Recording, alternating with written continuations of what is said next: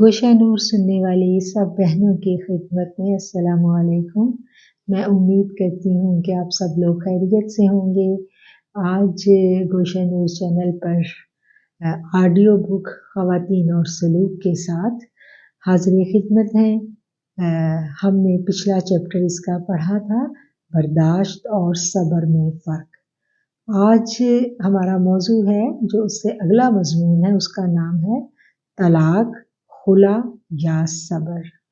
تو آئیں میرے ساتھ چلتے ہیں ماں جی کے کمرے میں، دیکھتے ہیں کہ ماں جی آج ہمیں اس بارے میں کیا بتا رہی ہیں۔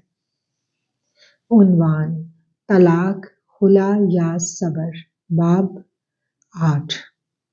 ماں جی نے قریب پڑا پانی کا گلاس اٹھایا، چند گھونٹ پانی کے پیے، پھر تازہ دم ہو کر ہماری جانب متوجہ ہوئی۔ ان کا لہجہ بے حد نرم تھا۔ بولی، شادی کے بعد ہی عورت کو پتہ چل جاتا ہے کہ اس کا شوہر ایک منفی شخصیت کا حامل ہے، بہت ساری اخلاقی برائیوں میں مبتلا ہے۔ یہ فیصلے کا وقت ہوتا ہے۔ اسے چاہیے کہ وہ غور و فکر کرے، انتہائی سنجیدگی کے ساتھ اپنے معاملات کو سمجھے، اپنے والدین کو اعتماد میں لے اور مسئلہ ان سے ڈسکس کرے۔ خاندان کے بڑے، گھر کے بزرگ سب مل کر اس مسئلے کو حل کرنے کی کوشش کریں۔ حالات نامساعد ہوں، اگرچہ فریقین کے مابین اس ازدواجی رشتے کو نبھانا ناگزیر ہو جائے تو عورت کو اسلام خلا کا حق دیتا ہے۔ کیا مطلب؟ کیا کوئی عورت ایسے ہی خلا لے سکتی ہے؟ یعنی ان چھوٹی چھوٹی باتوں پر؟ میرے ساتھ بیٹھی خاتون جھٹ سے بولی، جی، عورت کو بالکل یہ حق حاصل ہے کہ اگر وہ نہ چاہے، اس کا دل اس مرد کے ساتھ رہنے پر قطعاً راضی نہ ہو تو وہ علیحدگی کا رستہ اختیار کر سکتی ہے۔ اس کی مثالیں ہمیں مدینہ منورہ میں ملتی ہیں۔ ایک عورت نے جب رسول اللہ صلی اللہ علیہ وآلہ وسلم سے اپنے شوہر سے علیحدگی لینے کی درخواست کی تھی تو آپ صلی اللہ علیہ وآلہ وسلم نے فرمایا، تم اپنے شوہر کے ساتھ ہی رہو۔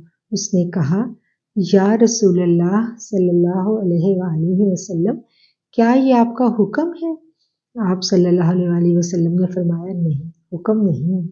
اس نے کہا، پھر ٹھیک ہے، میں اس مرد کے ساتھ نہیں رہنا چاہتی یا رسول اللہ۔ تو آپ صلی اللہ علیہ وآلہ وسلم نے اسے اس کا یہ حق دلوا دیا۔ کوئی عورت بغیر وجہ سے طلاق لے سکتی ہے، یہ اس کا حق ہے، جس طرح مرد کا حق ہے وہ بغیر وجہ کے عورت کو طلاق دے سکتا ہے۔ لیکن وہ اللہ کے ہاں سخت گناہ گار ہے۔ اللہ تعالیٰ قرآن کریم میں فرماتے ہیں، جو عورت اپنے شوہر سے بغیر کسی عذر معقول کے طلاق مانگے، اس پر جنت کی خوشبو حرام ہے۔ ایک اور روایت میں یہ الفاظ مروی ہیں، قرآن یا خلا بغیر عذر شرعی لینا جائز تو ہے، لیکن بے حد ناپسندیدہ اور قبیح عمل ہے۔ جائز کاموں میں سب سے برا کام ہے۔ اللہ کریم قرآن مجید میں فرماتے ہیں، وَعَاشِرُوهُنَّ بِالْمَعْرُوفِ فَإِنْ كَرِهْتُمُوهُنَّ فَعَسَىٰ أَن تُكْرَهُوا شَيْئًا وَيَجْعَلَ اللَّهُ فِيهِ خَيْرًا كَثِيرًا۔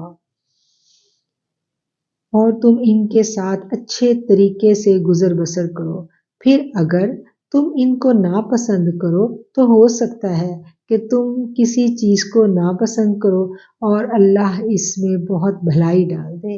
اس بات کو رسول اللہ صلی اللہ علیہ وآلہ وسلم نے حدیث میں یوں بیان فرمایا، کوئی مومن مرد یعنی شوہر کسی مومن عورت یعنی بیوی سے بغض نہ رکھے۔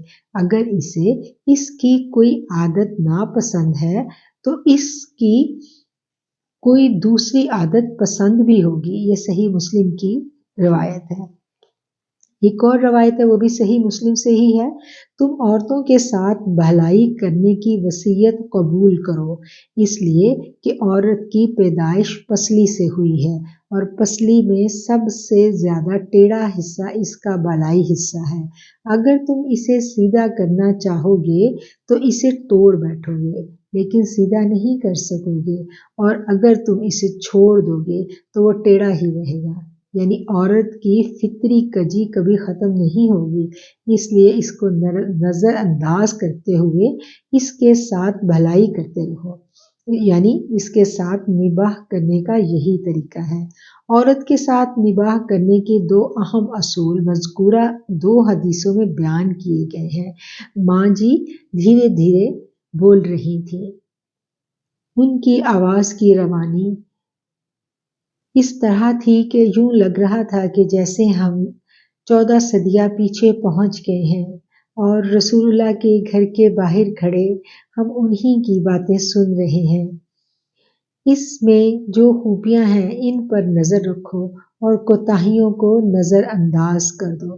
اللہ کا یہی فرمان ہے اور یہی رویہ عورت کو اپنانا ہوتا ہے، اور ان دونوں کے گھر والے بھی اللہ کے ان احکامات کو سمجھنے والے ہوں تاکہ فریقین کو اللہ کے احکامات کی روشنی میں سمجھا سکیں۔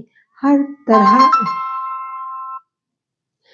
طرح کی سوچ بچار اور بڑے لوگوں کے مشورے کے بعد اور بڑے بزرگوں کے مشورے کے بعد اگر عورت علیحدگی اختیار کر لے، کوئی اور رستہ نہ ہو تو پھر اللہ پر بھروسہ کرے، اللہ اس کے لیے کوئی نیا رستہ ضرور نکالے گا۔ لیکن اگر عورت یہ سمجھتی ہے کہ حالات بہتر ہو جائیں گے، وہ صورتحال کو اللہ کی آزمائش سمجھ کر قبول کر لیتی ہے، تو پھر اسے اس آزمائش سے نبرد آزما ہونے کے لیے اسلام کے قوانین کو فالو کرنا ہے۔ یہ اس کے لیے بے حد ضروری ہے، ورنہ وہ اس دنیا کی زندگی کے ساتھ ساتھ اپنی آخرت کی زندگی بھی داؤ پر لگا لے گی۔ ماں جی کا انداز پھر سے ایک ماہر استانی کا سا ہو گیا۔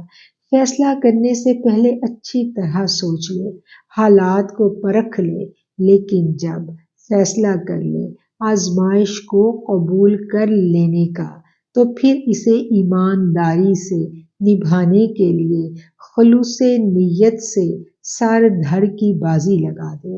اس نے اگر آزمائش کو قبول کر لیا تو پھر لازم ہے اس امتحان میں سرخ رو ہونے کے لیے پورے اخلاص سے کوشش کرے۔ بلا شبہ عورت کی آزمائش اس کے شوہر کے بارے میں بہت بڑی آزمائش ہے، لیکن میری پیاری بیٹیوں ہمیشہ یاد رکھو، یہ دنیا تو ہے ہی دارالامتحان، یہاں پر ہر کوئی کسی نہ کسی طرح سے آزمایا جا رہا ہوتا ہے۔ انسان پر اور خاص طور پر خواتین پر اس سے بھی بڑی بڑی آزمائشیں آتی رہی ہیں۔ ہم تاریخ میں خواتین کا کردار پڑھیں تو اندازہ ہوتا ہے، ہمت، جرأت، استقلال اور اتباع سنت میں خواتین مردوں سے کبھی بھی کم نہیں رہیں۔ جب بھی امتحان ان کے اوپر آیا، انہوں نے اپنے کردار سے یہ ثابت کر دکھایا کہ اس دارالامتحان کا مشکل پرچہ اگر انہیں تھما دیا گیا ہے تو ان کا بھروسہ اپنے رب پر پختہ ہے۔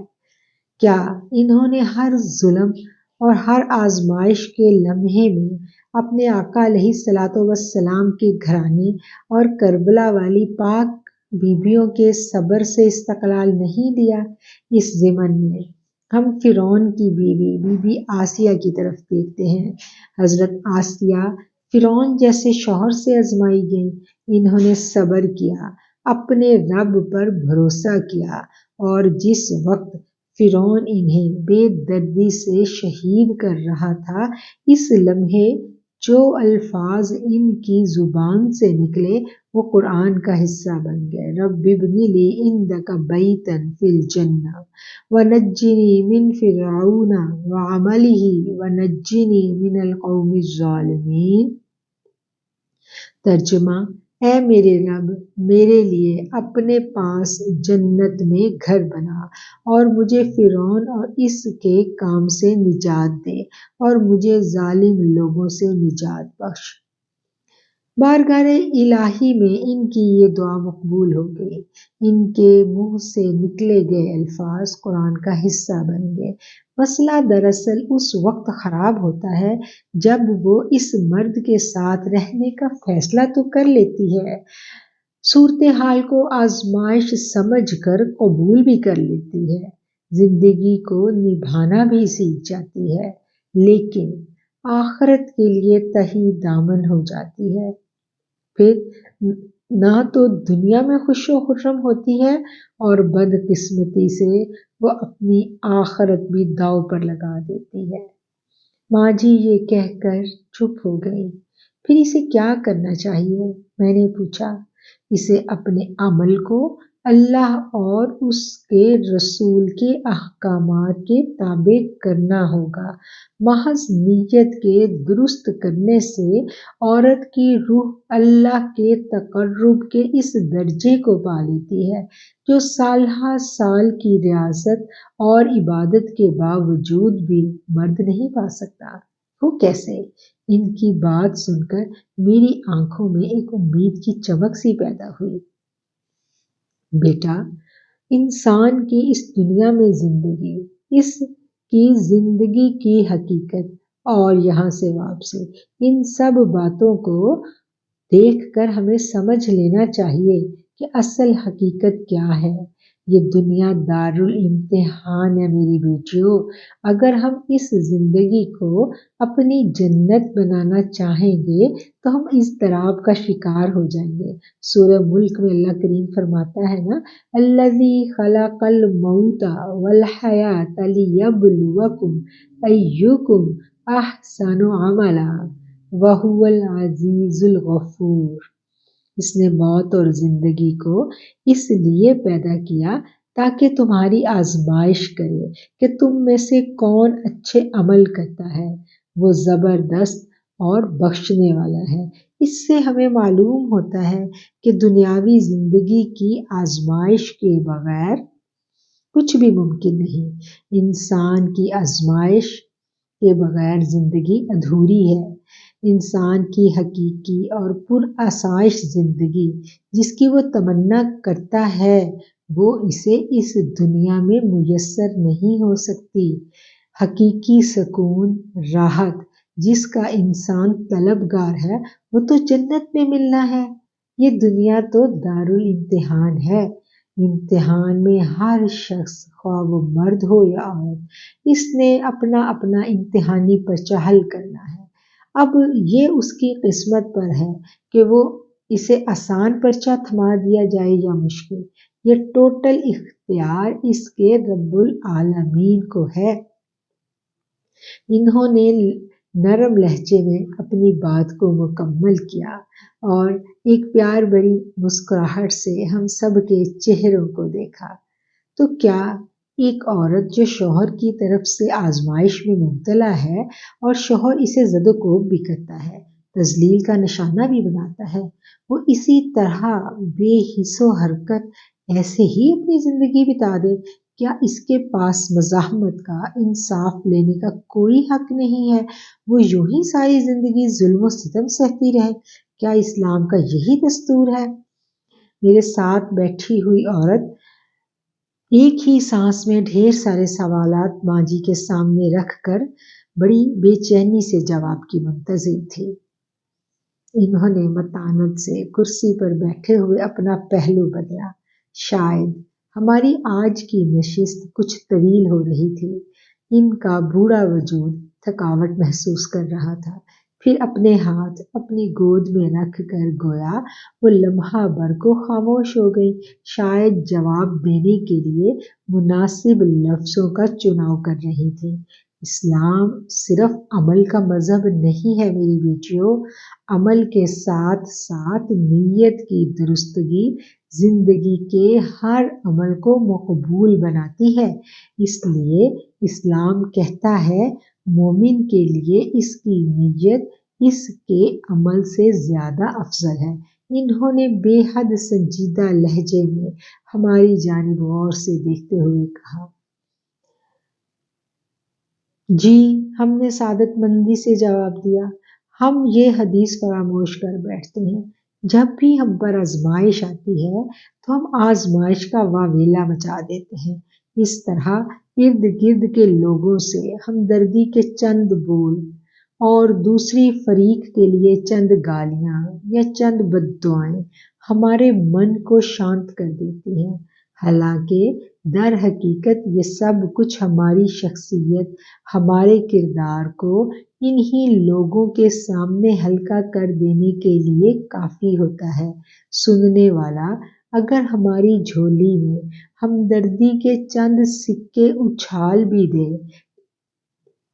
لیکن تنہائی میں وہ یہ ضرور سوچے گا کہ اگر یہ اپنے شوہر سے اتنی تنگ ہے یا اس کا شوہر اتنا ہی برا انسان ہے تو پھر یہ اس کے ساتھ کیوں رہ رہی ہے، اور یوں ہمارا اپنا کردار دنیا والوں کے سامنے ایک سوالیہ نشان بن جائے گا۔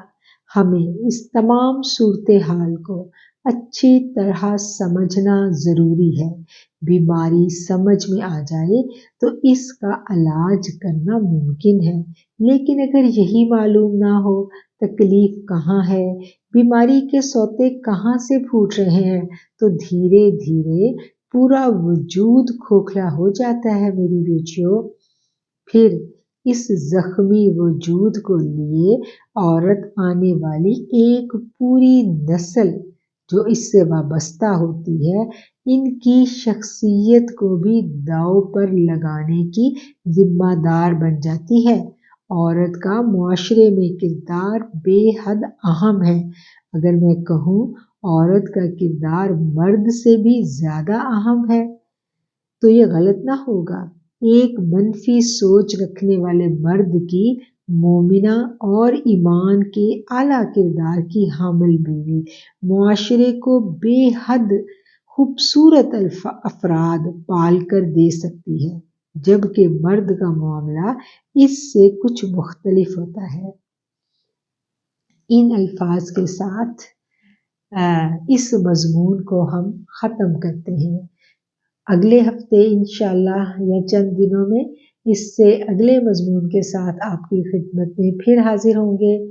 آپ کو یہ آرٹیکل کیسا لگا، اور آپ کے ارد گرد اگر آپ محسوس کرتی ہیں کہ کوئی ایسی خاتون ہے جو انہی الجھنوں میں مبتلا ہیں تو ان تک یہ آڈیو ضرور شیئر کریں۔ یہ چینل گوشہ نور چینل خاص طور پر خواتین کی تعلیم و تربیت کے لیے بنایا گیا ہے۔ اس کام میں آپ ہمارا ساتھ دیں، ان آڈیوز کو ضرور آگے شیئر کریں اور اپنی رائے سے بھی ہمیں آگاہ کرتی رہیں۔ آپ کے میسیجز، آپ کی رائے ہمارے لیے بے حد اہم ہے۔ ان الفاظ کے ساتھ میں گوشہ نور سننے والی تمام نوری بہنوں سے اجازت چاہوں گی۔ بہت شکریہ، اپنا بہت خیال رکھیے۔ السلام علیکم۔